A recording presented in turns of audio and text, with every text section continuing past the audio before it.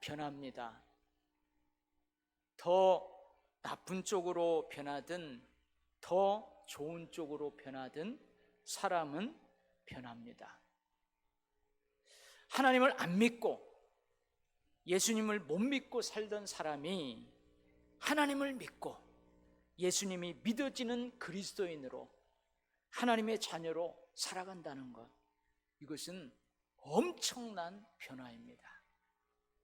그런즉 누구든지 그리스도 안에 있으면 새로운 피조물이라. 이전 것은 지나갔으니 보라 새 것이 되었도다.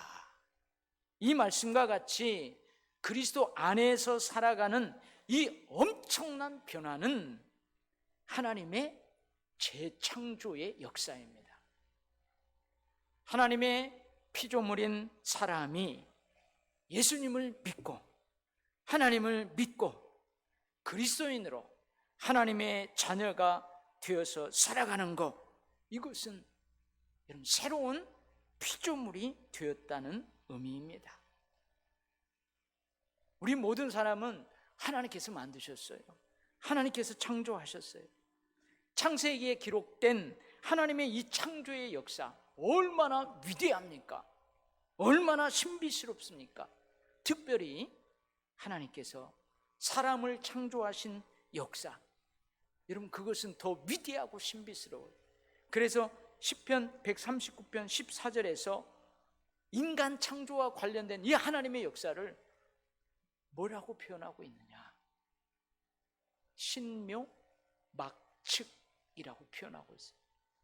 여러분 이 단어는 여러분들 가운데 일생에 한 번 들을 동 말동하는 어려운 단어예요.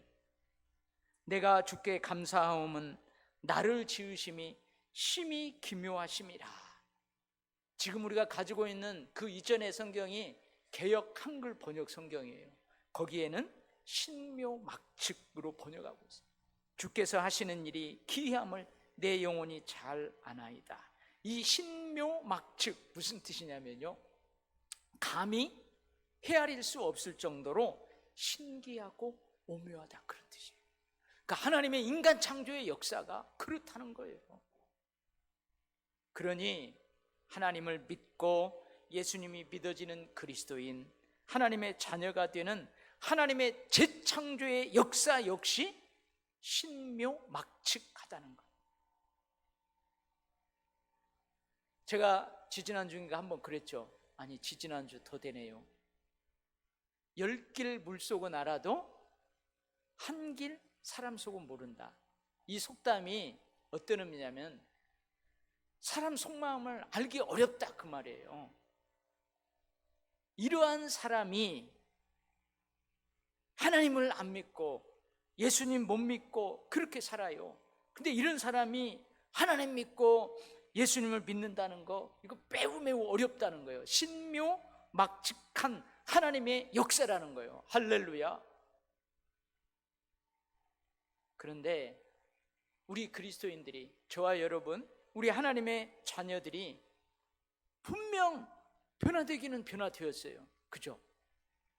예수 믿기 전과 예수 믿은 다음에 변화되기는 변화되었어요. 근데 내 안에서 뭐가 변화되었는지, 무엇이 변화되는지 잘 모르는 경우가 있어요. 잘 모르는 사람들 많아요. 물론 예수님을 믿기 전에는 그러지 않았는데 예수님을 믿은 다음부터는 무슨 일을 할 때 한 번 더 생각을 하게 되죠. 그죠, 여러분들? 예수 믿기 전에는요 그냥 그렇게 했어요. 근데 예수 믿은 다음에는 야, 과연 예수님을 믿는 내가 이런 일을 해도 되는 걸까? 한 번 더 생각을 하게 되는 거예요. 여러분, 장로님, 권사님이 되면은요, 장로님 되기 전에, 권사님 되기 전에는 그러지 않았어요. 근데 권사님, 장로님 된 다음에는 한 번 더 생각을 해보게 되는 거예요. 그러면 예수님을 믿기 전부터 나를 알고 있는 주변 사람들이 뭐라고 그래요? 야, 너 참 변했다. 너 참 예수장이가 다 됐구나. 그러잖아요. 여러분, 제 자랑이 아닙니다. 오해는 하지 마세요. 제가요, 동네에서요 말썽쟁이였대요. 아니, 제 옆집 아줌마가 그래요. 용이더는 아무튼 동네에서 말썽쟁이 했대요. 짱돌로 애들을 막 머리통을 막 부수고 욕하고 막 너보다 큰 사람도 막 달라들고 악한 어린이였대요. 근데 제가요, 교회를 나간 다음부터, 예수님을 믿은 다음부터 제가 확 달라졌더래요. 그 어머니가 그래요. 그래가지고 그 모습을 보고 자기 아들을 교회에 보냈대요. 그 집안 전부 다 예수 믿어요. 예수 믿어. 그러니까 우리가 예수 믿기 전하고 예수 믿은 후하고 한 번 더 생각해보게 되고 그래요. 그래서 주변 사람들이 너 참 변했다, 너 예수쟁이가 다 됐구나, 그런단 말이죠. 그런데 내 안에 무엇이 변화됐는지, 내가 어떻게 변화됐는지 그걸 잘 모르는 사람들 많다는 거죠. 오늘 설교 제목이 과거와 현재의 나입니다.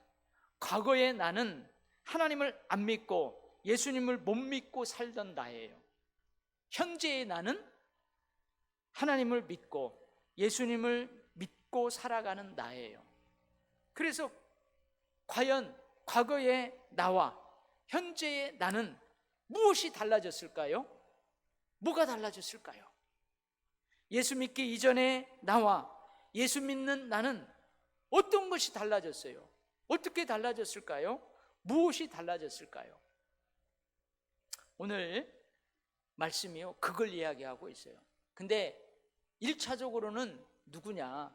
예수 믿기 전과 예수 믿은 후에 이렇게 달라졌다 하는 1차적인 대상은 누구냐면 에베소 교회 성도들이에요. 에베소 교회 성도들이 예수님을 믿기 전에는 이랬다는 거예요. 예수 믿은 다음에는 이렇게 변화됐다는 거예요. 사도 바울 자신도, 사도 바울과 함께 복음을 전하는 우리들도 예전에는 그랬다는 거예요. 근데 현재는 이렇게 변화됐다. 여러분, 이게 에베소 교회 성도들 뿐만이겠어요? 우리 모두도 마찬가지예요. 그래서 오늘 말씀에 예수님을 안 믿고 하나님 못 믿고 살던 과거의 나는 뭐라고 하냐면 죽었다 그래요. 죽었다. 허물과 죄로 죽었다. 거의 죽어가고 있었다가 아니고 죽었다는 거예요. 죽었다.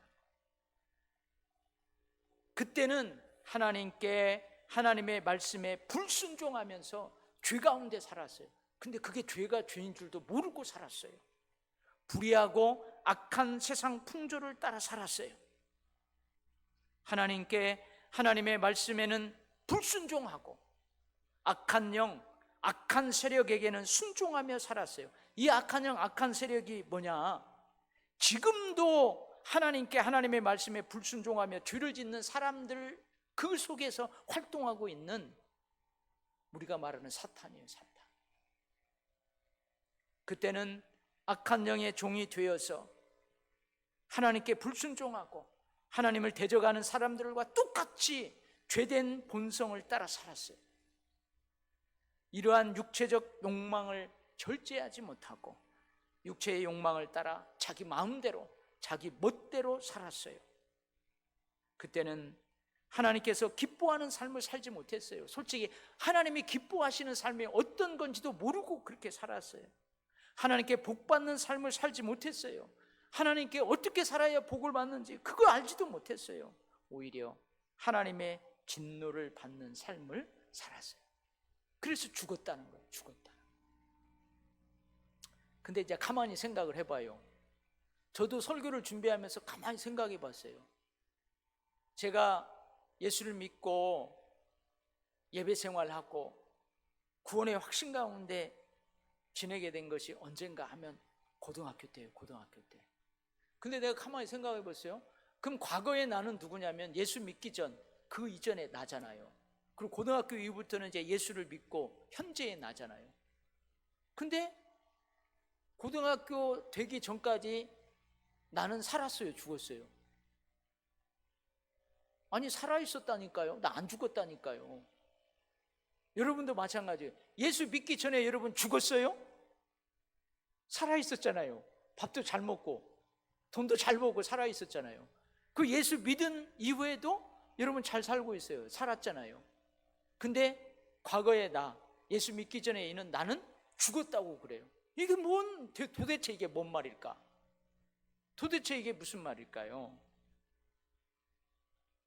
이 죽음은 우리의 육체적 죽음, 좀 어려운 말로 생물학적 죽음을 의미하는 것이 아니에요.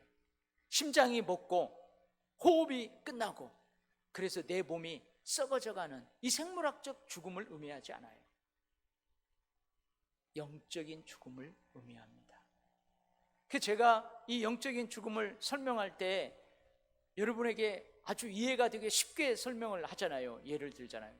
근데 오늘따라 어떻게 또 꽃을 안 올려놨네.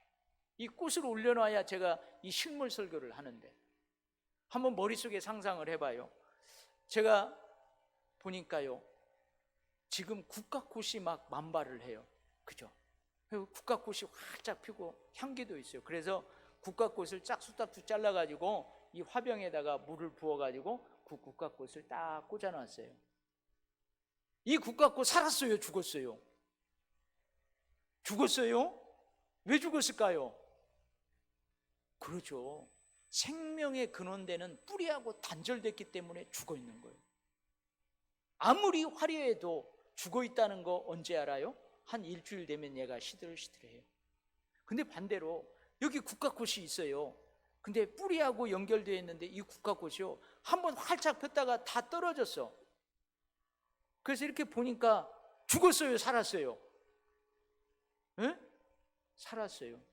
죽어 있는 것처럼 보이지만 살았어요. 왜 그래요? 생명의 근원인 뿌리하고 연결이 되어 있겠으니까.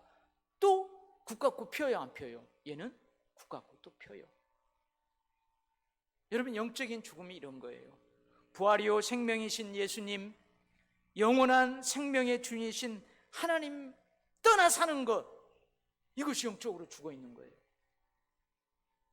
생명의 근원된 예수님과 단절된 삶, 그냥 꺾어져 버려 있는 삶, 끊어진 삶, 이것이 영적으로 죽은 삶이에요. 결국 살아있는 육체도 죽어있는 영과 함께 영원히 죽게 되는 거예요. 또 그리스도께서 너희 안에 계시면 몸은 죄로 말미암아 죽은 것이나 영은 의로 말미암아 살아있는 것이니라. 할렐루야. 여러분, 과거의 나, 예수 믿기 전에 나의 겉모습은요 더 화려할 수 있어요. 더 부자였어요. 돈도 많고요. 예수 믿기 전에요, 나 건강했고요, 우리 자식들 얼마나 잘 나갔는지 몰라요. 그게요 겉으로는 화려한 거예요. 그래도 하나님과 예수님과 끊어져 있으면 죽어 있다는 거예요, 영적으로. 근데 예수 믿은 다음에 예수 안 믿은 이전하고 겉으로 보면은 더 가난해졌어. 몸도 마음도 지치고 여기저기 병도 생기고 겉으로 봤을 때는 보잘것 없어, 하잘것 없어. 예수 믿기 전에가 더 화려했던 것 같아. 여러분, 그래도 살아있어. 왜요? 생명의 그런 데 하나님과 연결되어 있기 때문에 살아있는 거예요. 할렐루야. 예수 믿기 전 과거에 나는 세상 풍조를 따라 살았습니다. 세상은 하늘과 반대되는 개념입니다. 세상 풍조를 따랐다는 것은 하나님 모르고 하나님 떠나서, 하나님 말씀 떠나서 세상의 가치관, 세속적인 사고방식, 세속적인 삶의 방식을 가지고 살았다는 의미예요. 이는 세상에 있는 모든 것이 육신의 정욕과 안목의 정욕과 이생의 자랑이니 다 아버지께로부터 온 것이 아니고 하나님께로부터 온 것이 아니고 세상으로부터 온 것이라. 하나님의 뜻, 하나님의 말씀을 따라 살지 못하고 육신의 정욕, 안목의 정욕, 이생의 자랑으로 살았다, 그런 말이에요. 예수 믿기 전 과거에 나는 악한 영, 악한 세력을 따라 살았어요. 사탄은요 사람들 가운데 활동을 해요. 그래서 하나님께 불순종하게 하고 하나님을 대적하게 하고 하나님을 거역하면서 악을 조장합니다. 그래서 이 악한 영, 어둠의 악한 세력인 이 사탄을 뭐라고 그래요? 어둠의 영이라고 그래요. 어둠의 영이라고 하는 거예요. 하나님도 모르고 예수님도 모르는, 예수 믿기 전 과거에 나는 은연중에 악한 영, 악한 세력인 어둠의 영인 사탄의 종로들을 했어요. 종로릇을 했어. 그러면서도 어떻게 해요? 귀신을 섬기면서도 그 귀신을 무서워하고 벌벌 떨고 그렇게 살았단 말이에요.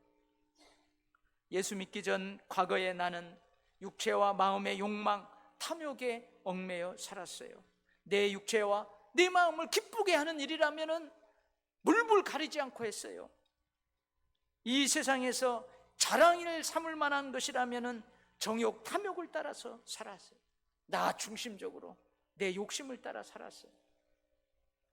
이러한 허물과 죄로 하나님의 노여우심, 진노를 살 수밖에 없었던 존재였어요. 죽을 수밖에 없었던 존재였어요. 이게 과거의 나예요. 예수 믿기 이전의 나예요. 그러니까 예수 믿는 사람들의 존재가 그런 존재라, 그런 말. 이런 존재였던 과거의 내가 하나님의 큰 사랑을 받았어요. 할렐루야. 하나님이 뭐 이쁘다고 해서 나를 사랑했느냐? 그러지 않아요. 왜 나를 사랑하는지 모르겠어요. 하나님 나를 큰 사랑으로 사랑했어요. 하나님의 풍성하신 긍휼하심을 내가 덧입었어요. 하나님의 은혜를 받았어요. 하나님의 선물을 받았어요. 바로 예수님을 믿게 된 거예요. 예수님이 믿어진 거예요. 예수님을 선물로 받았어요. 예수님을 믿어지는 그 믿음을 하나님께 은혜로 받았어요. 선물로 받았어요. 하나님께 구원을 선물로 받았어요. 하나님의 은혜, 하나님의 큰 사랑, 감히 값으로 매길 수 없는 하나님의 선물을 받은 현재의 나, 하나님을 믿고 예수님이 믿어지는 삶을 살고 있는 현재의 나는 이제 어떻게 해요? 살았어요. 할렐루야. 살았다니까요. 살았어요. 하나님께서는 우리가 믿는 예수님을 통하여 우리를 살리셨어요. 죽으시고 다시 사신 예수님과 함께 예수님을 믿는 우리를 살리셨어요. 그래서 현재의 나는 죽어도 사는 영원한 생명을 가진 존재예요. 여기 죽어도는 뭔 말이에요? 생물학적 죽음을 의미해요. 내가 죽어 내 몸이 썩어 흙으로 돌아가도 나는 영원히 사는 생명을 가졌어요. 이게 부활의 생명이에요. 할렐루야. 죽어서 사는 부활 생명을 가진 존재입니다. 그래서 우리 그리스도인들은요, 지금 죽어도 여한이 없어요. 아멘? 왜 아멘 소리 하나도 안 하네. 아멘 하면은 죽을까봐 한 사람도 안 하네. 예수 믿는 사람은 죽음을 두려워하지 않습니다. 단 지금 죽으면은 아쉬워요.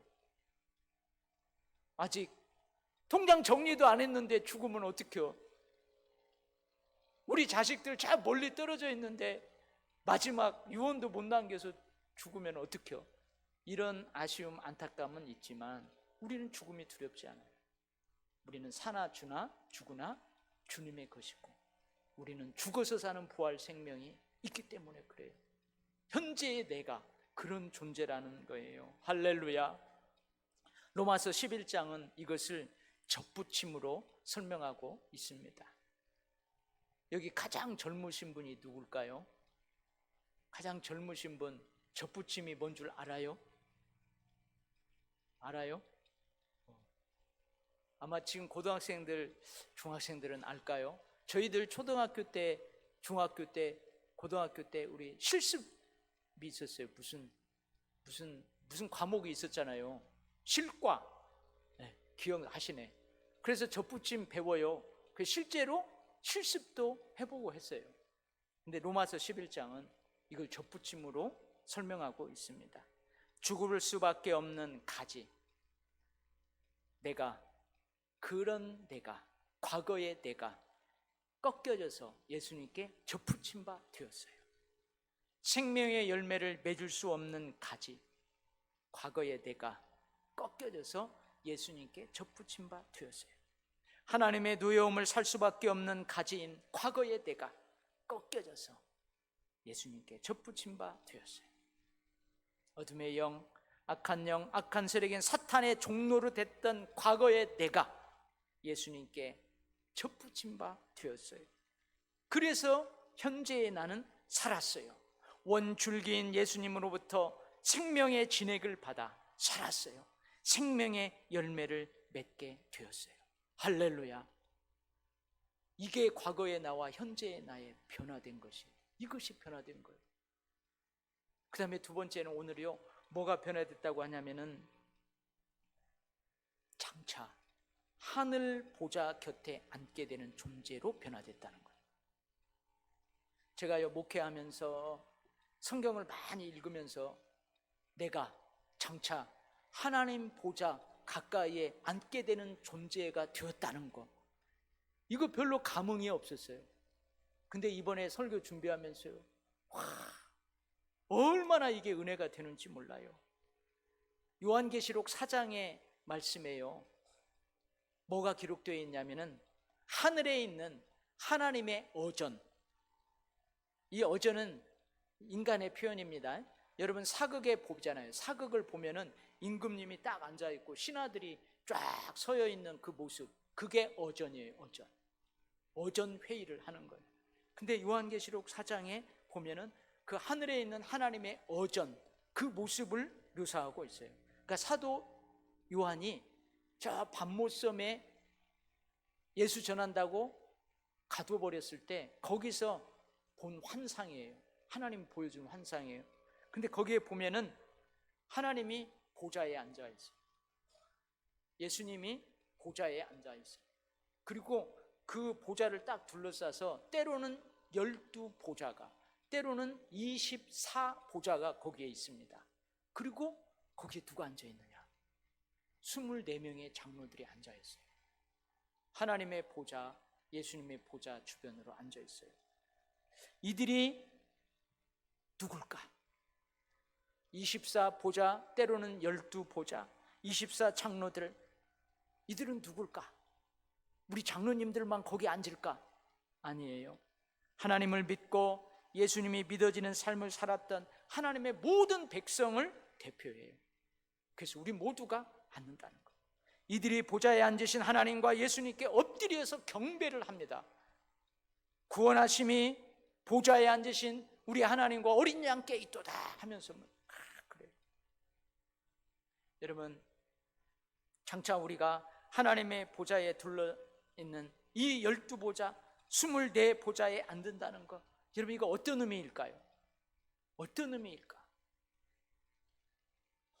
이 의미를 아는 게 중요한 거죠. 예전에 군대에서 군종 참모를 했던 목사님이 그런 얘기를 해주더라고요. 여러분, 군종 참모는요, 그 부대의 부대장을 신앙적인 면에서 서포트하는 사람이 군종 참모예요. 때로는 중대장, 때로는 연대장, 때로는 사령관을 보좌해요.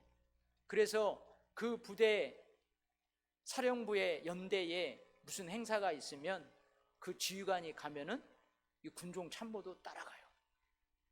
그러면 여러분, 그 사단장 사령관이 단위에 딱 올라가서 뒤에 앉습니다. 그리고 군종 참모도 그 옆에 딱 앉는 거예요, 이 단위에.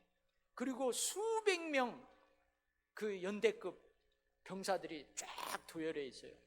사단장이 앞에 딱 나오면은 이 앞에 있는 사람이 어떻게 해요? 사단장님을 향하여 받들어 총! 하면은 여러분, 그 병사들이 충성하면서 격려를 해요.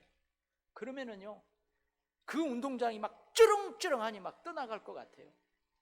근데 이 뒤에 있는 군중 참모가요, 고백을 하는데 충성할 때요, 이 닭살이 돋는데요. 그 너무나 위험 있고 막 그 영광. 그러면서 그 군종 참모 목사님이 이걸 가지고 설명을 하는 거예요. 여러분, 하나님의 보좌 주변에 우리가 함께 앉아 있을 때 그 보좌에 앉는 위엄과 영광이 이렇다는 거예요. 여러분, 이거에 비하겠어요? 할렐루야. 여러분, 현재의 나는 하나님의 영광과 위엄 가운데 살아가는 존재입니다. 이 땅에서도 하늘의 영광과 하늘의 기쁨을 누리면서 살 수 있는 존재입니다. 그래서 현재의 나는 이 땅에서도 때를 따라 돕는 은혜를 얻기 위하여 은혜의 보좌 앞에 어떻게 나갈 수 있어요? 담대히 나갈 수 있는 존재예요. 할렐루야. 내가 이걸 알고요 막 얼마나 기뻐요. 여러분도 기쁘십니까? 아멘. 그렇죠. 자, 그런데 제가 여기까지 설교를 한 다음에, 그런데 이렇게 변화된 존재인 현재의 나가 실제로 살아가는 실제의 삶에서는 어떤가? 어때요? 여러분 어때요?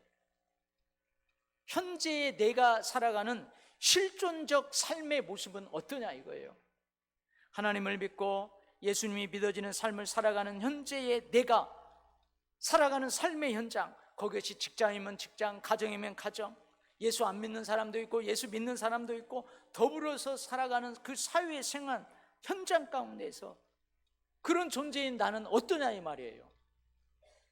하나님의 은혜, 하나님의 큰 사랑, 감히 값으로 매길 수 없는 하나님의 선물을 받은 현재의 내가 살아가는 삶의 현장은 어떠냐 이 말이에요. 죽어도 사는 부활 생명, 죽어서 사는 영원한 생명을 가지고 살아가는 삶을 살아가는 현재의 나의 그 삶의 터전 구석구석 현장에서는 어떠냐 이 말이에요. 장차 하나님 보좌 곁에 예수님과 함께 앉게 되는 존재인 현재의 나의 그 실존적인 삶의 모습은 어떠냐 그 말이에요. 어때요? 멀리 갈 필요도 없어요. 일주일간만 봐봐요. 주님께서 살려놓았더니 아이고 못 살겠다고 하는 경우가 많아요. 아이고 죽겠네, 아이고 못하겠네, 아이고 안 되겠네. 이게 우리의 실존이죠. 악한 생각, 저 사람 죽이도록 미워하는 마음, 거짓말, 비방, 육체의 정욕, 탐심과 탕욕, 분노, 막 이를 득득 까는 이 악독, 이 모든 것들은요 과거의 나의 모습이었어요.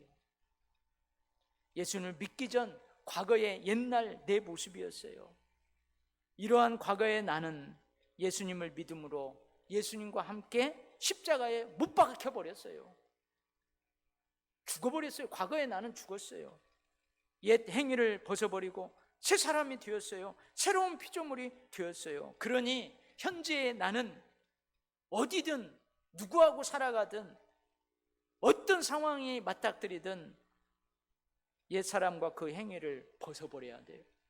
악한 영의 열매가 아닌 성령의 열매를 맺으며 살아가야 돼요.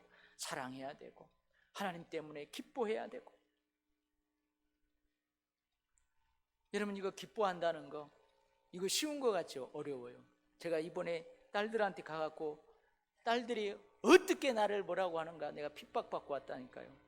왜 그러냐면은 아빠 왜 이렇게 입꼬리가 쭉 처졌어? 사진 찍을 때도 안 웃고 이러고 있다는 거예요. 차 타고 갈 때도 이러고 있다는 거예요. 그래서 제발 좀 웃으라는 거예요. 그래서 내가 회개를 많이 했어요. 내 모습이 그렇게 굳어졌나 보다. 여러분 내가 이제 광고 시간에 서로 옆 사람 보라고 할 거예요. 그러면 자기도 모르게요 이렇게 있다. 그래서 제가 자꾸 웃는 연습하고 왔어요. 여러분 희락이 있어야 돼요. 이게 성령의 열매예요. 화평해야 돼요. 서로 안 싸우고 화평을 추구해야 되고 좀 상대방이 잘못해도 오래 참아야 줘야 되고 자비를 베풀어야 돼요. 충성, 양선, 온유, 절제 이런 열매를 맺으며 살아가야 된단 말이죠.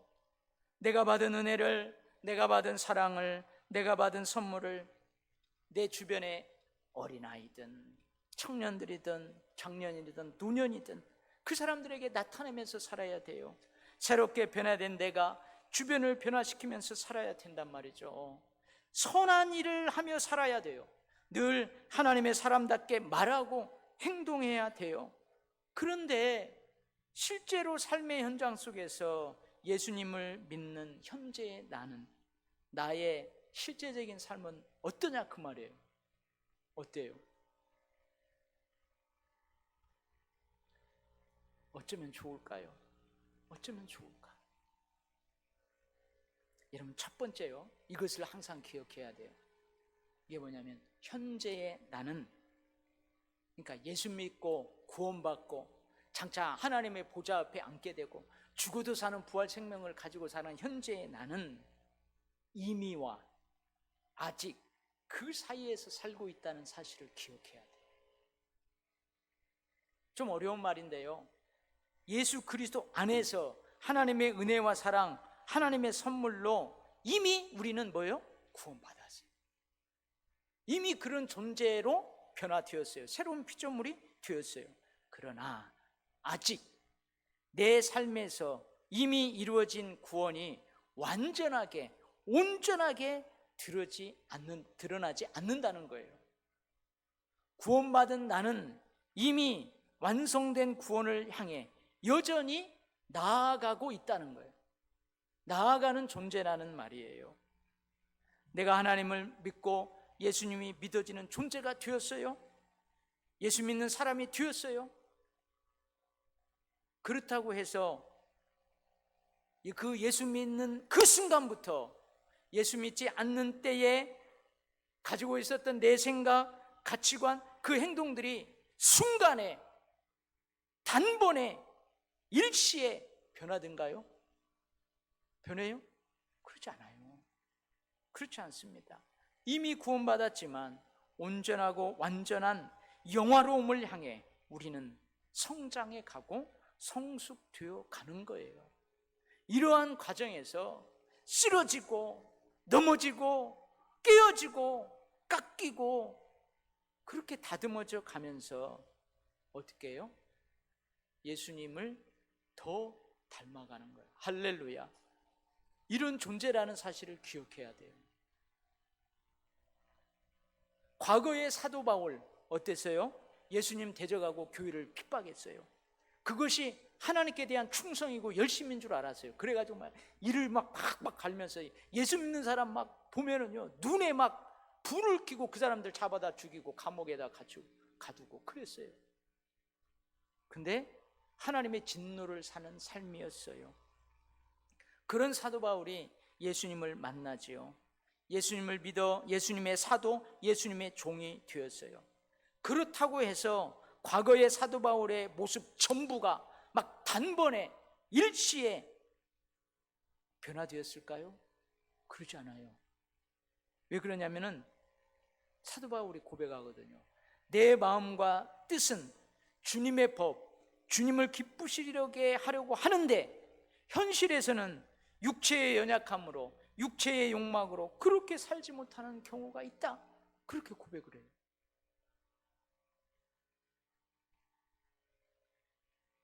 여러분, 제가 만약에 여기 장로님하고 싸웠다고 생각을 해봐요. 그러면 난리 날 거예요. 근데 사도 바울이요, 싸워요. 예수 믿은 다음에 그것도 선교 출발할 때요, 싸워요. 바나바하고 싸워요. 바나바가 누군 줄 아세요?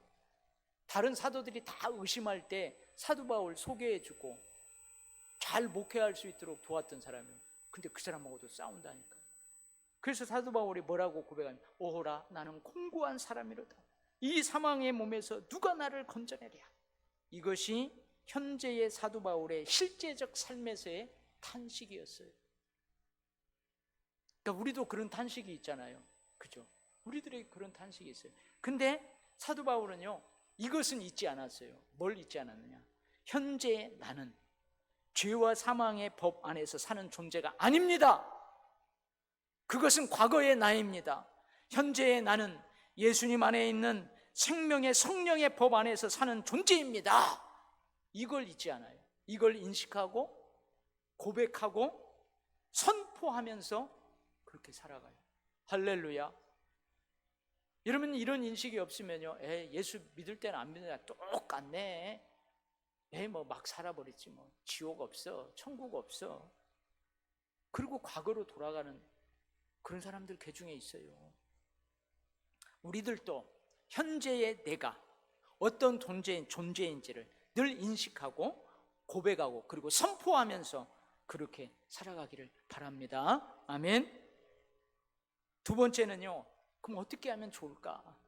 과거의 내 모습이 실제로 살아가는 삶에서 뾰족뾰족 나타날 때마다, 드러날 때마다 어떻게 하면 좋을까요? 어떻게 해요? 그것을 쳐서, 그것을 때려서 현재의 내 모습이어야 하는 말과 행동에 복종시켜야 된다는 거.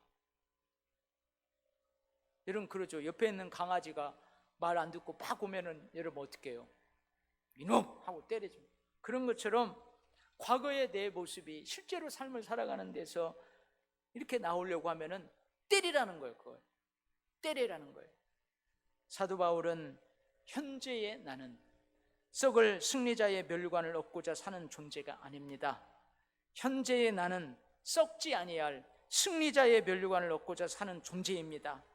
현재의 나는 하나님께 상을 받도록 달려가야 합니다. 그러니 현재의 나는 모든 일에 절제합니다. 그게 사도 바울이 그래요.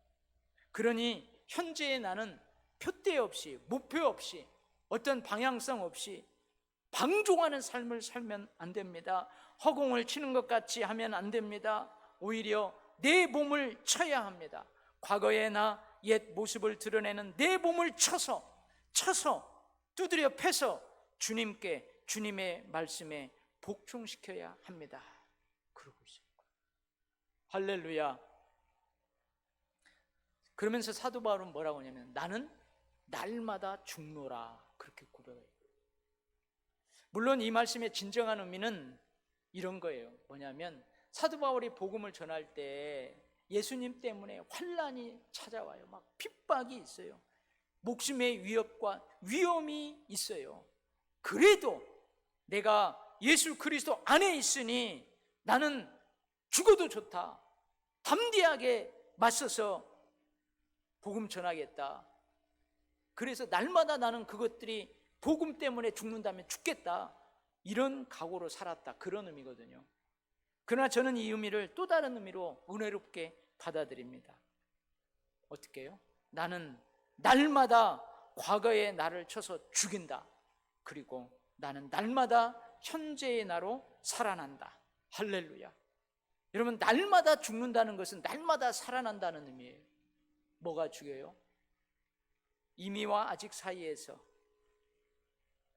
영원한 완전한 그 성화의 과정을 겪고 있는 그 삶에서 과거의 나의 모습들이 뾰족뾰족 나올 때, 그때 어떻게 한다는 거예요? 그거 죽인다는 거예요. 쳐서 죽인다는 거예요. 그리고 현재의 나로 살아난다는 거예요. 할렐루야. 우리는 이미와 아직 사이에 살고 있다는 인식만으로 방종의 삶을 살면 안 됩니다. 과거의 나의 모습을 너무나 가볍게 여겨서는 안 됩니다. 여러분, 구원파를 아시나요?